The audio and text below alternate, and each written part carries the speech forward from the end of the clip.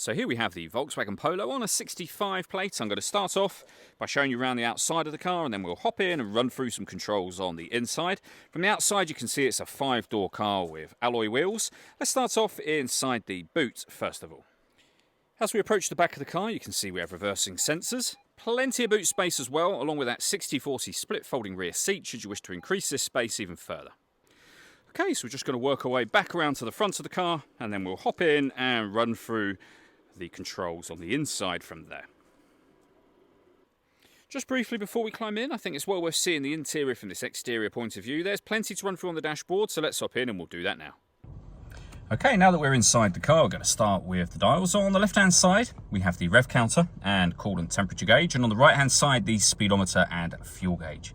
In the centre, you can see the total miles for the car. They are 61,442.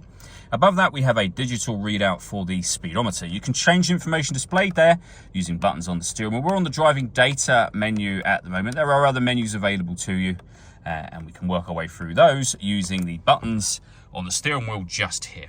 We have stereo controls beneath that. Stereo controls continue on the left along with cruise control. Over in the centre is where you'll find the main stereo itself. Above that though, you have these buttons. One is to turn your parking sensors on and off, and you can see you get a visual guide to the sensors, as well as, of course, it beeping when you get near an object with our hazard warning lights. Heated rear screen, and this button turns off the stop and start. This car is designed to cut out when it's stationary in traffic to save you fuel. The system is off when that light shows, so it's turned on or back off again. On the main stereo itself, we're on the radio menu at the moment. You can see this car has got DAB, FM and AM radio available. If you want to listen to your own music, you can do. There's a number of ways of doing that, and they're all shown on the screen at the moment. And they include Bluetooth audio. So once you pair up your phone, you'll be able to make and receive phone calls and stream your music wirelessly as well. And to pair your phone, simply hit the phone button, hit Find Telephone, and then follow the instructions on screen from there. Working our way down, we have the air conditioning, so you can adjust the temperature, fan speed and direction of the air. The air conditioning is off or back on again. You can recirculate the air that's in the car. That's a great way of heating it up or cooling it down quickly depending on the temperature you've set here. We have some storage back there, 2 cup holders.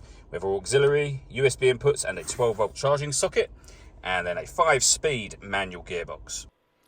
All that leaves me to say is thank you for taking the time to watch this video. If you'd like to come and see the car in person and have a test drive, please feel free to give us a call here at Surrey Specialist Cars. We'd love to hear from you soon.